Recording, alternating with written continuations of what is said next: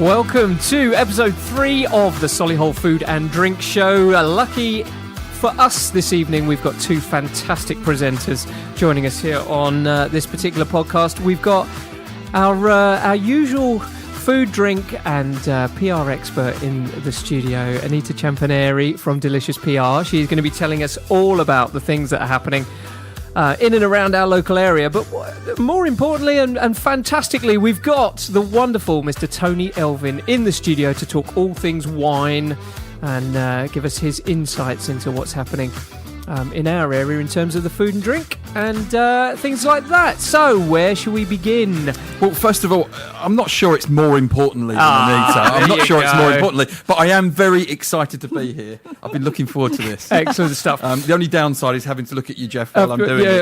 But I can hide. Thanks for that. Right, on the menu this evening, Anita, forgive me, I'm just going to quickly paraphrase what we've been talking about off air. You've been across to Resorts World again? I've been across to Resorts World, just 15 minutes, not even that 10-minute drive from Solihull. 6 miles. It's so easy to get to. You forget when when it's on the motorway, you kind of envisage it's far, but actually you can get there in less than 10 minutes. Park up at the top of the roof, go down the escalators, and there's so many things that you can enjoy. Okay, so we'll chat a little bit about what's going on in Resorts World. We've got the Birmingham Wine Weekend, which is another reason for getting Tony in on this podcast because he understands a lot more about that. Over at Hotel de Van, there's a Wines of Tuscany event that you're going to be delivering tomorrow. Yeah. So we'll talk a little bit about those wines. You've got your wine events company, so at the end of every month, last Wednesday, is it, Tony? last Wednesday of the month at the Village Hotel in Shirley. Yep. One of my old stomping grounds. That's what brought me to Shirley. I opened the Village Hotel in 2009. I have a little bit of a hobby thing going on called the Wine Events Company, and we've got Wines of England tasting on the 27th of March. Brilliant stuff. And we've got a lot of things happening here in the centre of Solihull as well. We've got a lot of new restaurants opening. Well, I say a lot. We've got 2 new restaurants. 2 new ones in Touchwood. In Touchwood. And anything else locally that's happening, or are we going to just focus on those 2 in Touchwood? Those 2, because we want to be supporting independence. We've got a few chains that are opening. I think there's a massive new Burger King, isn't there? There is on the corner. But, we have to support the independent businesses. I have to say, I am partial to the odd flame grilled burger. It won't be an unwelcome addition to the town centre. There you go. I have to say, my capacity as general manager at Touchwood, to put on the record, it is as important for me that the rest of Solihull town centre thrives as Touchwood itself. I think there's a symbiotic relationship between the 2, between Mel Square and between Touchwood. And who comes shopping in Solihull without going to both? So I think it's we work collaboratively. Paul Round at Mel Square and myself with Solihull Council, with the bid. We want to make Solihull an even better and better destination. And we're really excited about some of the things that are happening in the town centre and the way Solihull is going to continue to buck the trend for town centres across the UK. Cool. Taking that on board, so let's do our 6-mile trip across over towards the airport, up into Resorts World. Tell us where you've been. Tell us what you've been experiencing. Last time we were on the show, we went to the Resorts World launch, and they had a VIP launch. It was very glitzy and very nice. But I thought, is it going to be the same on a normal night? And surprisingly, it was packed out on a Friday night, and I think we had the last space at the top of the car park, which is quite rare. It's never normally that busy, but it was a hotbed of activity that evening. They're positioning themselves as kind of casual dining, but of a premium quality. But I think you would be forgiven to think it was fine dining. It looks very posh. It's all presented very poshly. Top class ingredients. Brilliant. Presented very, very well. So you're in for a very special treat. It is expensive, but not overtly expensive. But for them to say that it's not high end, I think they're kind of kidding themselves a bit. Okay, so where exactly are we talking? We're talking the Sky Bar. And but it's now called Sky by the Water. Okay. And Aaron Darnell is the head chef there. And give us a flavour of the sort of cuisine that we can experience there. Is it? Where's it from? Modern European cuisine. So they'll do the classics like your pork belly and scallops, little mushroom risotto. But the thing that's been getting the most press is their dessert. So if you see across their marketing outside Resorts World, as you're going to NEC, they've got this red apple dessert, and it's on all their literature and marketing. And it looks like something from a fairy tale, that kind of juicy, crystallised apple pudding. And it's really rare that a pudding drives you to a venue. Yeah. But actually, it's been one of their pulling points. So excellent. I have to say, pork belly would drive me to a venue. Yeah. And everything looks pretty as a picture. I mean, I had a duo of salmon to start with a creme fraiche with a pea and shallot salad, beautifully presented in the crockery that they have. You can't go wrong with scallops and black pudding. That's quite a classic dish along most of the fine dining places across the city. We got an amuse-bouche of a risotto with mushroom laced with truffle oil and Italian hard cheese. I'm not a fan of risotto, but it was divine. It looks beautiful and it tasted beautiful, and everything is so, photogenic, and I think that is the core thing for this day and age. Everything has to look Instagram pretty, and it really, really does. They do a goat's cheese, which they kind of do it two ways. A deep fried goat's cheese and a still goat's cheese with a heritage tomato and a purple beetroot, and it just looks like a divine salad. And I'm not a goat's cheese type of person, but you look at that and it all looks amazing. Their slow cooked ox cheek is a particular favourite with their creamy mash, and that looks very Michelin starred in his presentation, very bijou on the plate. Okay, lots of colour on that. And my husband had the comfort of pork belly, which he absolutely loved, with the sweet potato puree. Cool. But definitely worth trying out. The two desserts. They do a Jamaican ginger cake with passion fruit, and it's deconstructed. So in your head, you're thinking, I'm going to get a slice of cheesecake, but it's kind of separated. Okay, almost like a hedge of pretty little fruits and flowers and cream. And that's my beautiful. That's my things of theatre. It's all changed, isn't it? It's all about the theatre. It's all about the theatre, and it's all about the eating experience now, rather than just sitting there and eating for fuel. Yes, which it used to be. So we eat to be decadent now. So a good 4 or 5 courses we have, but like I said, the piece de resistance was the spiced apple compote which had a brown sugar apple puree inside it. So when you cut into the apple, it looks like a core inside, but it's just apple puree that comes pouring out with them set in a chocolate mousse. But absolutely beautiful. And Aaron Darnell, who's the head chef there, lovely, lovely guy, works like a Trojan horse in there, came out and had a chat with us about all his plans that he's going to be doing there, introducing afternoon teas. Good idea. A taste of menus and stuff. And Sounds good. Said he doesn't want it to be too high-end. He didn't want to use it for a special occasion, but, you want somewhere that people are going to use regularly. But it's provided to be a surefire hit in Solihull. Excellent stuff. Thanks. Well, in some ways, you've had a tricky mission there, haven't you? It was very, very hard. Yeah. Someone had to do it. Someone did, yeah. But the nice thing, we're big fans of Great British Bake Off in our house. We watch that quite religiously. And the guy that was in the final, he's the head chef. He's the head pastry chef there. Oh, wow. So all the things that we'd seen on the BBC series, you can see, actually, we've got a high caliber, famous pastry chef on our doorstep. Thank you. Hopefully they don't take anyone's dessert out of the fridge and leave it on the side like they did on the Great British Bake Off.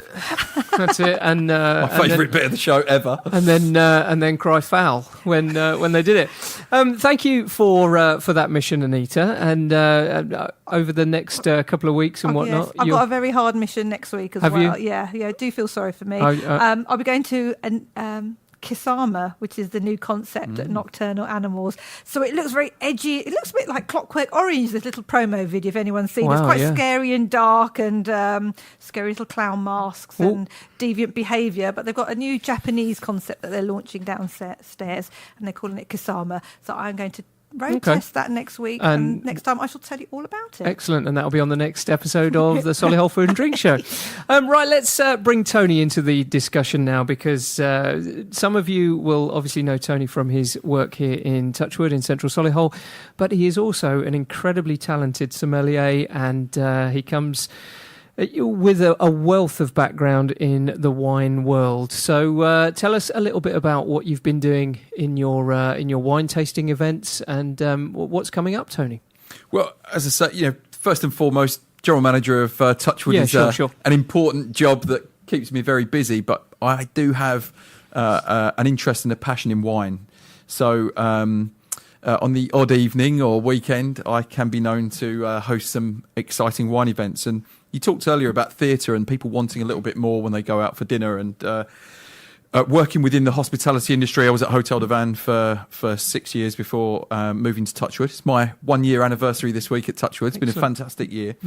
And I've been very lucky since leaving Hotel de Van to collaborate with some of my old hospitality colleagues across the region to come up with some fun events. And one such event is actually on Friday the 15th of March, which is our Tuscany wine dinner, which, contrary to the rumour, we haven't just put on to help me plan for my holiday in Tuscany this summer, to choose what wines to drink. But whenever Hotel de Van or the Hyatt in Birmingham put on one of these wine dinners, it's always something very special. You get a 4-course dinner, some canapés, paired wines. And it's not always just me talking about the wines. Tomorrow night at Hotel de Van, we've got a master sommelier coming to Birmingham. Nigel Wilkinson, who's very down to earth. He's the only master sommelier from Wales, which we always pull his leg about. And he's great fun, very knowledgeable. One of only 250 or so master sommeliers in the world. So we're very lucky to get to see Nigel so often. He does 3 or 4 dinners for us each year at Hotel du Van. And you always go away learning something. So I've been to many of these dinners. So you try lots of different wines that you wouldn't normally buy and think of getting. And that's the experience from people like you, Tony, isn't it? It was, for me, first going to one of these wine dinners. And whenever you order a bottle of wine in the restaurant, especially bear in mind you're going to be paying higher prices for it. It's enough of a challenge when you're in the supermarket aisle. But if you're paying, 2-3 times as much for the wine in a restaurant, you don't want to get it wrong. You're having a special night out. And one of the great things about Hotel de Van is actually they have a sommelier. And a lot of people think, I need to make it look like I know about wine when I order wine from a sommelier. But actually, what you need to do is put your faith in them. Don't be shy to say how much you want to spend, whether that's 25 quid or maybe it's 250 quid, probably more like, I think even at Hotel de Van, something like 85% of all wine sold at Hotel de Van is under the £40 mark. So the guys are experts on finding you the right wine to pair with your dinner. One of the beauties of if you come to one of these wine dinners, whether it's at the Hyatt or Hotel de Van, we've kind of done that hard work for you. You get to try a number of different wines over the course of the evening. It's a set menu. Everybody's sitting on one big long table. It's great fun, very relaxed and social. We learn a little bit about the wine, and we learn a bit about pairing the wine with the food. And you always try something new. We always tend to go with that wine that we know that we like, rather than risking something, not liking it and wasting your money.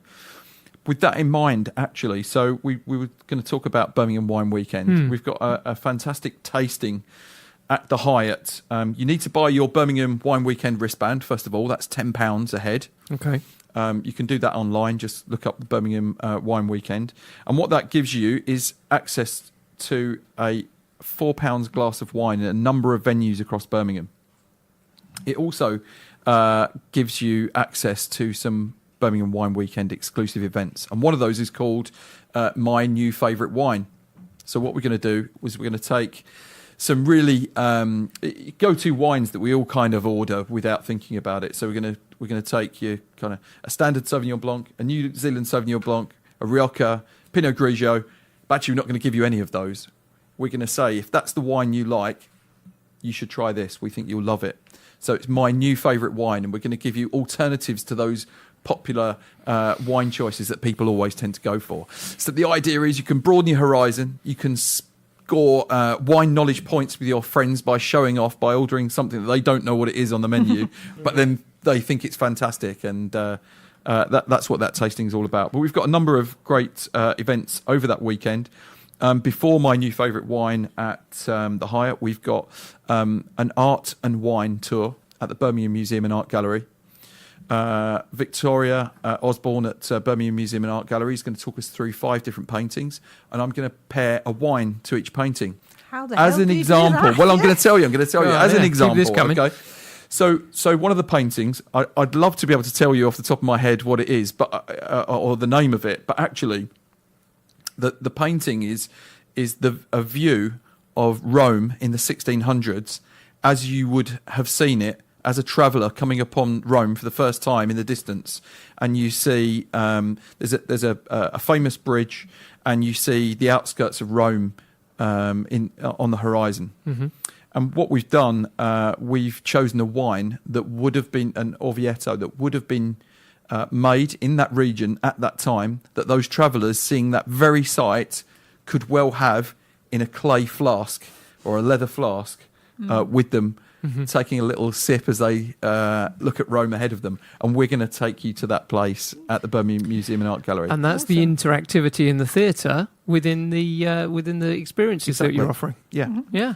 Very cool. So do you think you'd choose something different from your new favourite wine? Because I know you're partial to your Albarino. Have you discovered... Oh, there may well be an Albarino being served on that evening. And we've also got a Pinot Gris, which I think is... interestingly, the Pinot Gris is not a replacement for the Pinot Grigio, but it is the same grape. Okay. The Pinot Gris is actually a replacement for a New Zealand Sauvignon Blanc.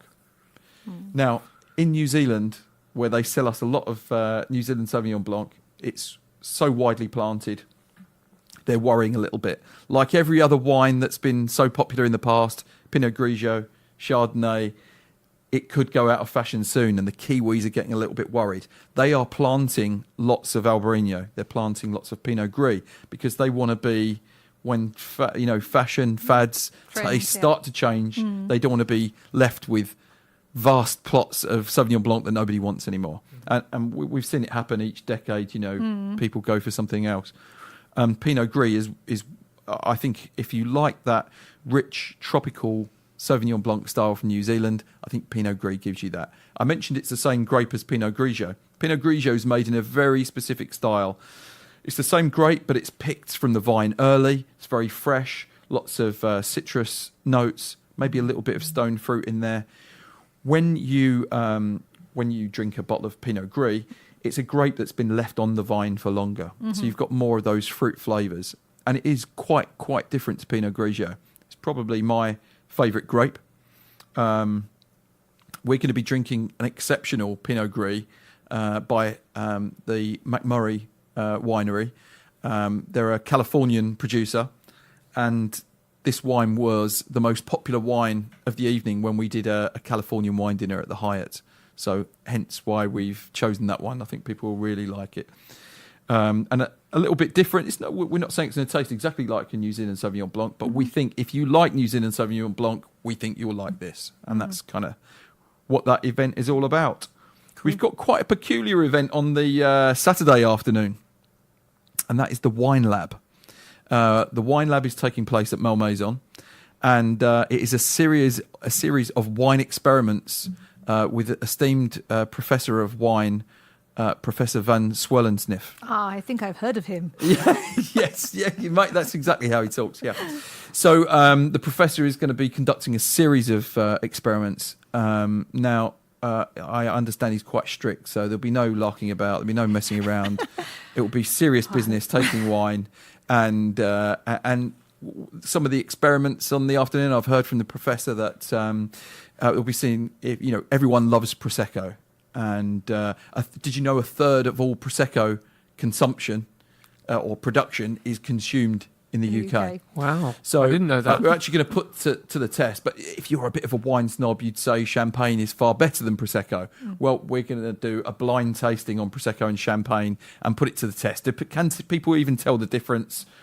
I think they should be able to. It but should we'll be see. I suppose Prosecco's a lot more sweeter and champagne's more drier. But then when you've got the English sparklings thrown in, I'm sure that'll be a few red herrings. Have you ever been caught out, Tony?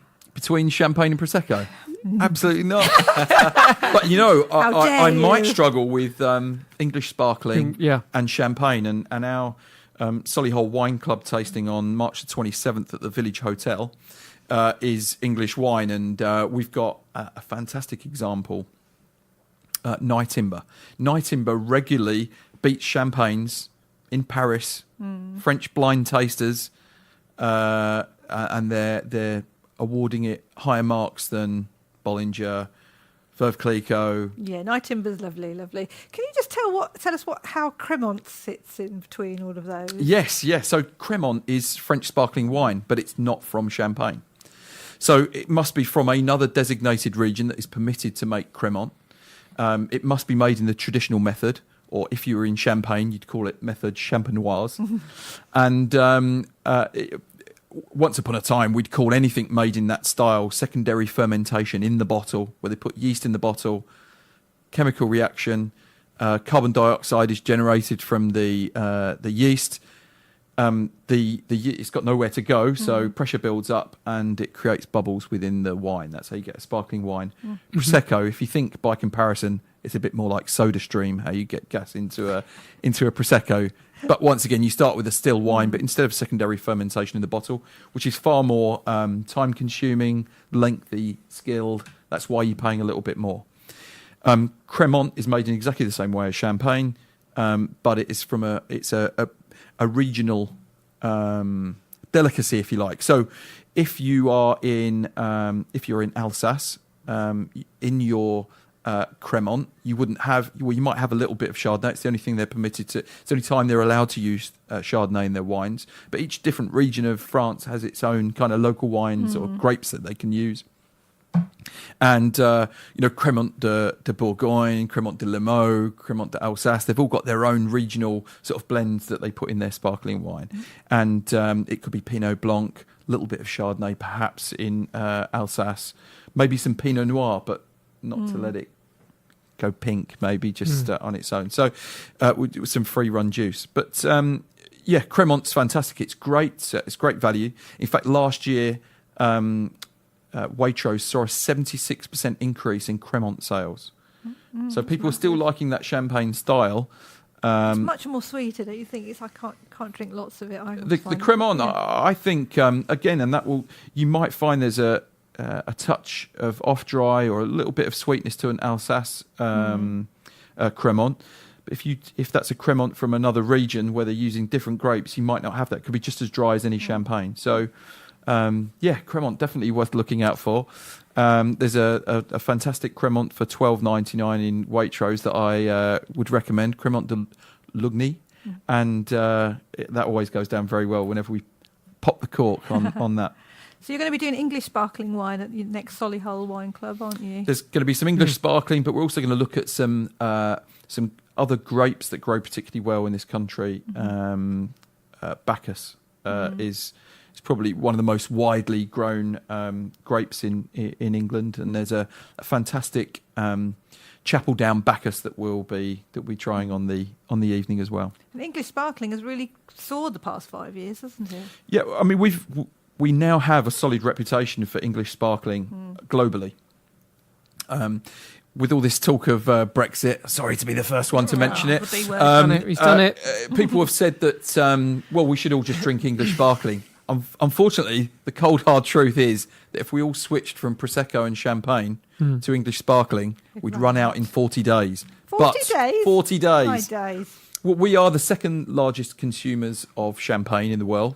Until 2017, we consumed the most, and then that crown went to the USA. I mean, there's quite a few of them there, so we did well to hold them off that long. But why are we now only the second largest consumer? Well, it's the rise in English sparkling, it's the rise in Prosecco, and it's the rise in Cremant. And the rise of us being total lushes by the sound exactly. of it. Yes.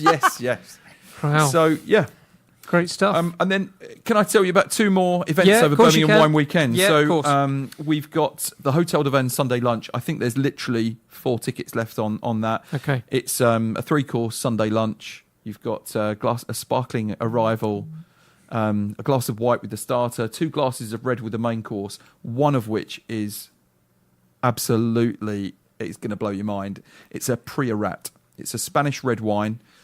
It's from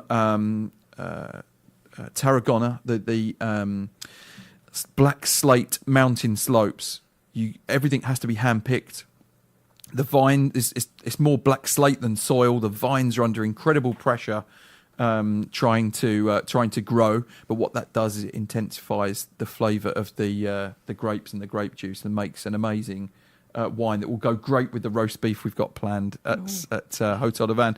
Then after that, in the evening, we've got a Chinese wine dinner at Chung Ying Central. So there's only one Chinese wine on the evening, but it's a Chinese Riesling. But we'll be taking wines from Alsace, from Germany, wines that go great with Asian food. We've got it's a 4-course. I don't think people think of there would be a Chinese Riesling, would they? Well, did you know that China are the 6th largest producers of wine in the world? We did not know that. See, this is why you are downloading this. And I must thank you for downloading this featured content podcast of the Solihull Food and Drink Show. If you do want to catch up on episode 1 and 2 of all the latest sort of developments within our local area, you can go back and listen again via our Podbean, Spotify, Stitcher or iTunes apps. And like I said, if you've just got into the Solihull Food and Drink podcast, you're more than welcome to get in touch with us here and suggest new restaurants, new menus or things or reviews that you would like us to look into and maybe chat about over the next couple of episodes. Tony, sorry to sort of cut you off in full wine talking and telling We've us. probably done the wine, haven't we? Yeah, I think we've probably talked a bit about the wine. Just to bring ourselves back into, just to finish off with today on this episode. Congratulations, by the way, on the 1-year anniversary of being at Touchwood. And talking of Touchwood, let's take a look at the food. What I call the food court. As you go up the escalators, So 90s. It's so yeah. The food court. Probably on a Saturday afternoon, your mum lets you out. Get to the food court. The food court. For chicken and chips basket. That's it. Yes. So you up your top of the escalators at the top end of Touchwood here. What if I turn right, for instance, Anita? What would you see? What would I see at the top of the escalator there? You'd see top-ranking Jamaican jerking goodness screaming out at you with a big yellow and blue sign. Tell us all about it. That is the new Jamaican jerk chicken place called JAMAYA. Okay. It opens on Monday officially to the public. They're having quite a few test runs this week to try out the food, and it looks brilliant. It's very colourful and lively. It gives that proper carnival experience. I mean, you're going to get to try the food later, absolutely, so we're very excited about that. Give that a try. Tony has been lucky enough to try that already. How did you find it? Was it top ranking? It was amazing. It was incredible. So a few of the Touchwood team got to road test the menu yesterday. And everybody was really wowed by the quality of the food. Excellent. It really was exceptional. What did you try? The boys on my table all went for a jumbo platter with a few different sides. We loved the Jamaican spiced fried chicken. We loved the barbecue. You can choose your marinade on your jerk chicken, so you can have it's a mild barbecue or a hot. We went barbecue, and it was still quite spicy. I mean, I would have gone hot, but you have to think of everybody on the table. It really was. I mean, you've got charred skin on the outside, but the meat just pulls away from the bone. It's so moist and succulent on the inside. We were blown away. Really incredible. Really friendly team in there as well, which the famous celebrity chef came out last week and said that service is more important than food. I think you can't have one without the other, and service can ruin a meal. Bad food can ruin a meal. I thought the team was so friendly yesterday. Really pleased to see everybody there, and the quality of food was superb. Excellent and stuff. It's a real standout venue as well, isn't it? The colours and the amount of attention to detail and that Jamaican vibe in there. Yeah. Very Bob Marley-esque inspired. Can I ask you a quick question on that? Is it food where I could do a bit of shopping and just head in, or is it it's definitely quick service? Is it quick service? So it's a relatively quick turnaround, and you're going to have to think in kind of that Perios Nando's vein. You go up there, choose your sauces, what meat you're going to have. I'm sure you can be in and out with an hour, and with the cinema next door, it's kind of ideal. Yeah, a pre-cinema food. Yes. Brilliant. Okay, I'm at the top of the escalators. I turn back on myself ever so slightly to the left, and what do I see there? Well, the Ashes, I think, is opening on the 27th, which I think is the last. Well, clashes with your wine club, doesn't it? What I've heard, it's the 27th. So looking forward to seeing what that looks like. It's a pretty big venue inside. They've got high aims, culinary very simplicity with the magnificence of a Maharaja banquet is what they're selling it as. Yeah. So looking forward to seeing what that looks like. I'm sure the food is going to be top notch. I've seen it. You've seen I it? popped in. Oh, he's popped There was in. a number of lampshades missing, some bead curtains missing, but I have to say the quality of the fit out is exceptional. And if you walk into JAMAYA and it feels like you're in Jamaica, if you walk into Ashes, you could be in a palace. Maharaja, definitely that Maharaja Delhi Palace feel, is it? Beautiful. Oh, good. So yes, can't Brilliant wait stuff. to try that. So within the next couple of weeks then, we'll have 2 new eateries here in central Solihull in Touchwood. And sort of moving forward, we've got the Resorts World offering. We've got all of the high-end eating and fine dining within a few miles of us here in the centre. Quick question: your barbecue jerk chicken, what wine would you have with it? So I would go for something fresh, maybe a bit fruit forward as well. So maybe a New World wine, maybe that New Zealand Sauvignon Blanc. Not my go-to wine, but I think that would stand up to it quite well. You want something with a little bit of sweetness. Actually, I'm going to change that. I'm going to say an off-dry Riesling from Germany or Alsace. There you go. So there's the wine recommendation. Stay sort of linked in with what we're doing on the Solihull Food and Drink Show here on Solihull Radio. And like I said earlier, we thank you for downloading the featured contents podcasts from the station. And any apart from your tricky mission of going to visiting, going out and about to Notton. There's quite a few things that are coming on. I think I'm invited to the Hyatt new spring menu launch as well. I went to Fiesta del Asado last Friday. I didn't manage to eat the food, but I had a very nice Argentinian Malbec. I think I had 3 glasses of that. It was very nice. So must go and try that. Don't get me started. It's brilliant, honestly. Fiesta. It's great. Lovely Malbec place. is my go-to wine. Oh, is it? Oh, good. Yes, I'll definitely head down to that. But yes, next time on the show, we'll have a lot more new places that we can shout about as well. Excellent. Thanks, Anita. Thanks, Tony. Thank you. Have a little look and see if you can get episode 1 and episode 2 of the Solihull Food and Drink Show. We'll see you next time, and we'll have lots more food and drink related chat. Happy eating. Yes, all from Solihull. Happy drinking. See you.